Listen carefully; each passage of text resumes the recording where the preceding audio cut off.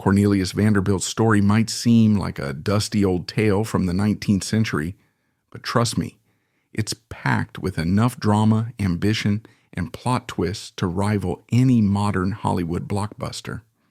Picture a young kid standing on the shores of Staten Island in the late 1700s.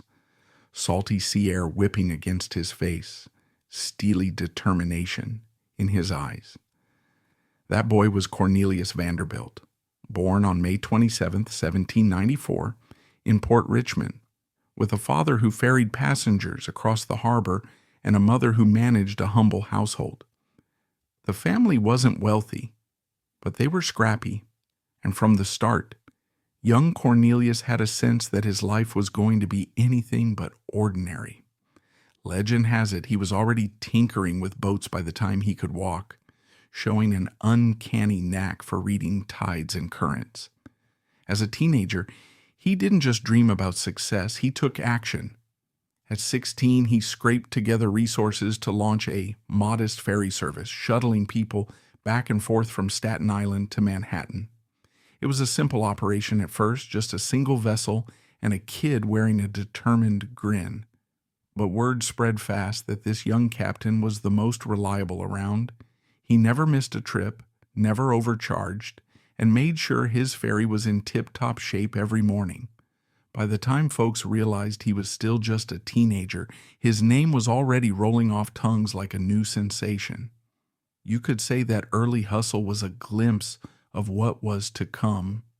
Throughout the 1820s and 1830s, Vanderbilt took that small ferry and turned it into a fleet of steamboats, one engine at a time, dominating the Hudson River routes with a blend of brazen risk-taking and shrewd pricing strategies.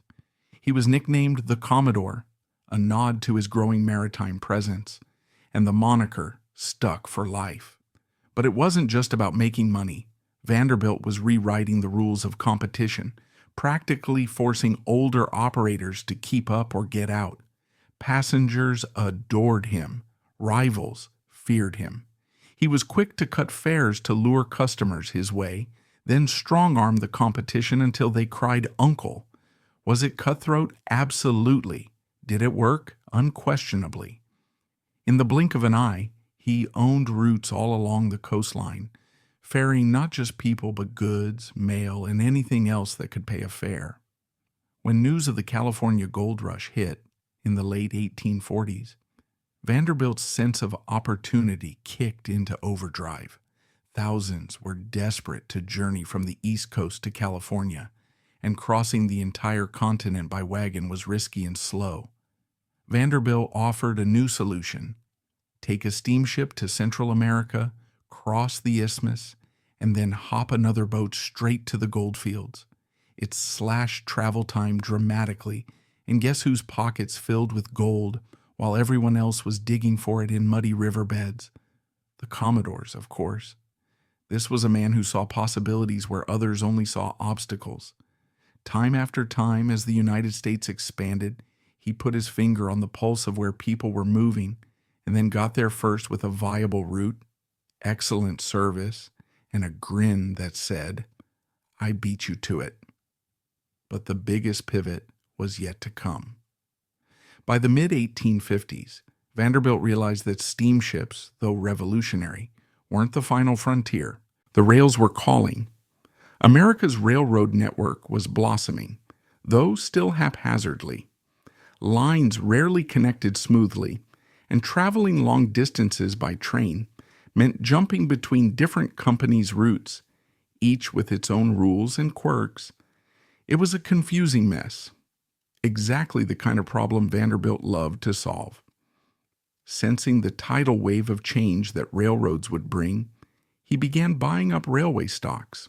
First, small lines, like the New York and Harlem Railroad, then bigger ones like the Hudson River Railroad, and eventually the mighty New York Central. One by one, he consolidated them, forging a single cohesive system that could ferry both cargo and passengers from the Atlantic seaboard all the way to Chicago. The Commodore was no longer just a boatman. He'd become the undisputed titan of transportation, capturing the lifeblood of commerce in an era when rail tracks were veins pumping growth into every corner of the country. By the 1870s, Vanderbilt was one of the richest individuals on the planet. Newspapers ran breathless reports of his fortunes, while stock tickers showed the steady climb of the lines he controlled. The public was fascinated by him, not just for his business conquests, but for his swagger. Cornelius Vanderbilt did what he wanted, and he did it in a way that made people talk. He'd step into board meetings and take command with a gruff charisma. Rivals might curse him in private, but they couldn't deny that he had an uncanny ability to identify the next big thing and get in the door before anyone else had even knocked. If that meant crushing a competitor's bottom line or drastically slashing ticket prices to force them into a corner, so be it. In those days, business was war, and Vanderbilt was a seasoned general. Vanderbilt's personal life was a swirling ocean of rumors, resentments, and familial drama that spilled into public view, often enough to keep gossip columns busy. For starters, he married his first cousin, Sophia Johnson, when he was 19 and she was around 17. That was a bit unusual even then, but not unheard of. She stood by him in those early scrambling years, and they ended up having a staggering 13 children. It's said that their relationship was strong in its own understated way, but as the decades wore on, they grew apart, or so the rumor mill claimed. They stayed married until Sophia's death in 1868, over 5 decades of partnership that included countless expansions of his empire and the heartbreak of losing some of their children along the way to childhood illnesses. 19th century life was tough, and even the Commodore's money couldn't stave off tragedy. No sooner had Sophia passed than Vanderbilt remarried, this time to Frank Armstrong Crawford, a distant cousin around 30 years old, while he was well into his 70s. That set tongues wagging. The newspapers painted the marriage as scandalous, calling it a May-December romance, with hints of impropriety because they were related by blood, though distantly. Was she a gold digger after his immense fortune? Was he seeking companionship to stave off the loneliness that accompanied old age? Society had a field day speculating, but Vanderbilt ignored most of it. He had always done exactly as he pleased, and his second marriage was just another example. Another well-known controversy revolved around his favoring one child over the others, particularly William Henry Vanderbilt.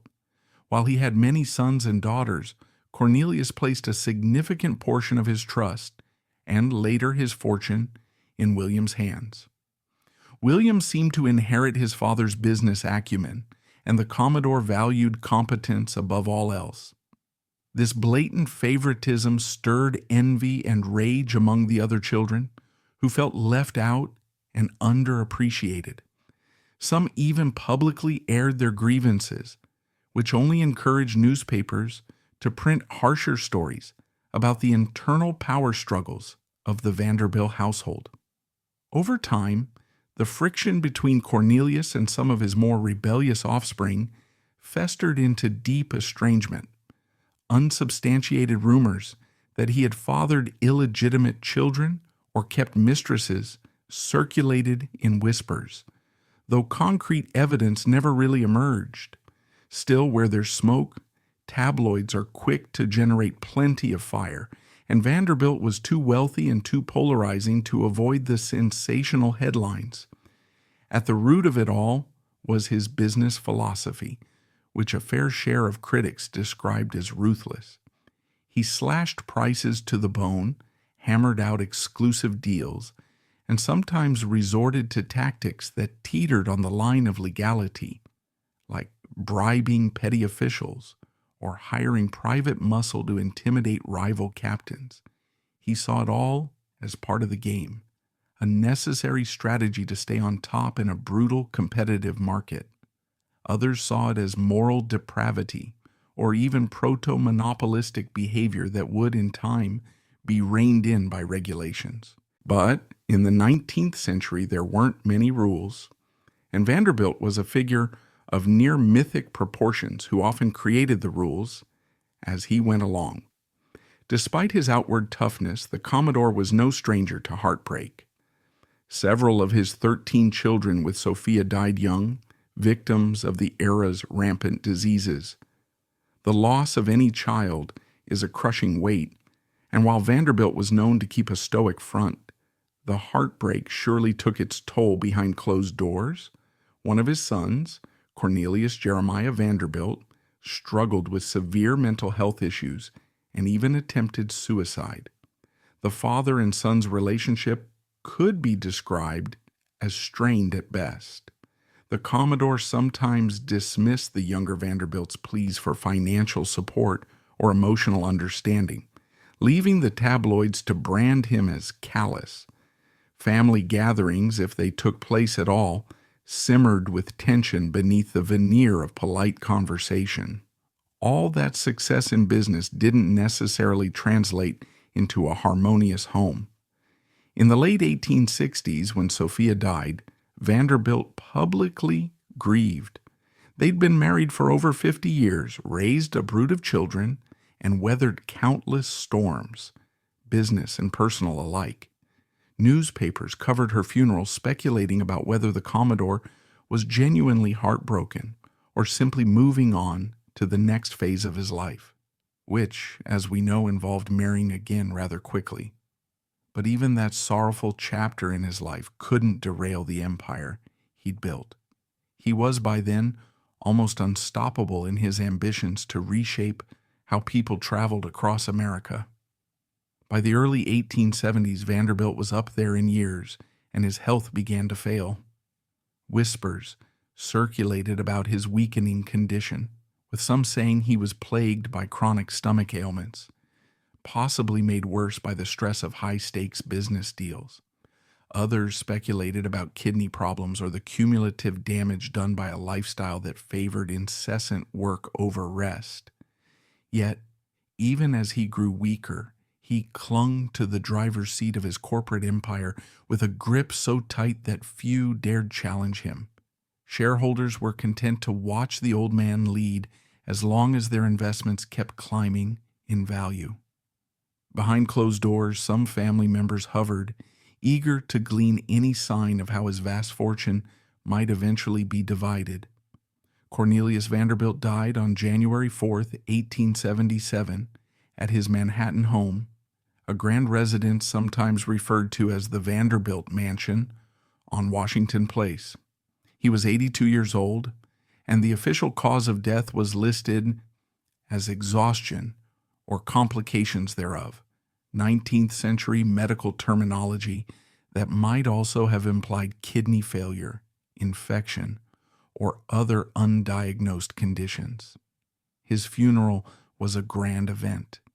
Newspapers across the country gave it front-page coverage, describing the procession in detail, the wealth of floral arrangements, and the famous faces who attended or sent condolences. He was laid to rest in the family vault in the Moravian Cemetery on Staten Island, not far from where his journey had begun all those decades ago with a simple ferryboat. In that moment, the Commodore passed from mortal realm into the annals of American legend.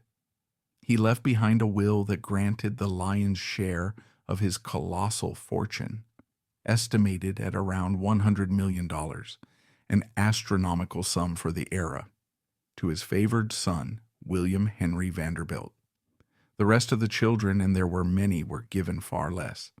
Predictably, this sparked a fury of lawsuits, countersuits, and bitter accusations among the heirs.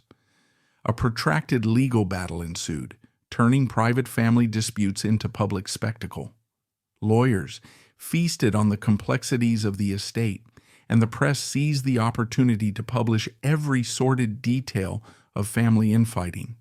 Ultimately, William Henry secured the bulk of the inheritance, solidifying his place as the next head of the Vanderbilt dynasty, but not without burning countless bridges with his siblings. Despite his reputation for single-minded pursuit of profit, the Commodore wasn't entirely without a philanthropic side. Toward the latter stages of his life, he made a significant donation that helped found what would become Vanderbilt University in Nashville, Tennessee. This act of charity baffled some of his critics, who couldn't fathom the ruthless businessman making such a generous gift. Over the next generations, the Vanderbilt family would become synonymous with the lavish extravagance of the Gilded Age. The name would sparkle in high society, with iconic landmarks like the Biltmore Estate becoming tourist attractions. But all of that was built upon the monstrous fortune Cornelius amassed, and it carried a kind of spiritual debt as his heirs grappled with the question of how to spend and display that wealth without incurring public scorn or familial heartbreak. It's easy to paint Cornelius Vanderbilt as purely a villain or purely a hero, but reality is always more complicated.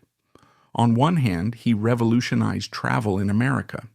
He found a way to connect people from distant corners of the country, helping spark commerce and unifying markets as the nation grew after the Civil War.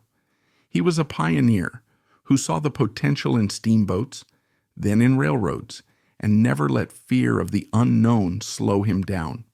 He was also a father, a husband twice, a man capable of great generosity toward some, and staggering coldness toward others. He was a visionary who gave the world new pathways, but he walked them in a way that often crushed the competition underfoot. Whether you see him as a cunning pirate of capitalism or a scrappy upstart who rose to unimaginable heights, his story remains undeniably magnetic. Looking back, if there's a single thread that runs through every chapter of Cornelius Vanderbilt's life, it's the drive to seize the next frontier. Whether it was the waters around Staten Island, the steamship routes to Central America, or the iron rails snaking westward, Vanderbilt placed himself at the helm of whatever vessel promised to steer him toward the future, and in doing so, he remade American transportation, set new standards for competitive business practices, and built a family dynasty that would loom large in the cultural imagination for generations. He was the boy who started with a single ferryboat, the man who ended with a nationwide network of steel, and the mythic figure that historians would debate and dramatize for centuries to come. So if you ever stand on a modern subway platform or ride a commuter train through the bustle of a major city, you might tip your hat, figuratively at least, to the Commodore's memory. He helped spark the idea that we could conquer distance with enough grit, investment, and daring. And for all the controversies and heartbreaks, for all the children who felt slighted or the business rivals who felt crushed, he still left an indelible mark on the nation's DNA. That mark, like the steamboat trails and railroad lines he championed, is woven deep into how we move, connect, and grow. Cornelius Vanderbilt was a man of contradictions, visionary, ruthless, forward-thinking, stingy, enterprising, and perplexing all at once. And perhaps that very complexity is why his story, centuries later, still glitters with a strange allure, beckoning us to explore the same question he must have asked himself every day. Where's the next horizon, and how do we get there first?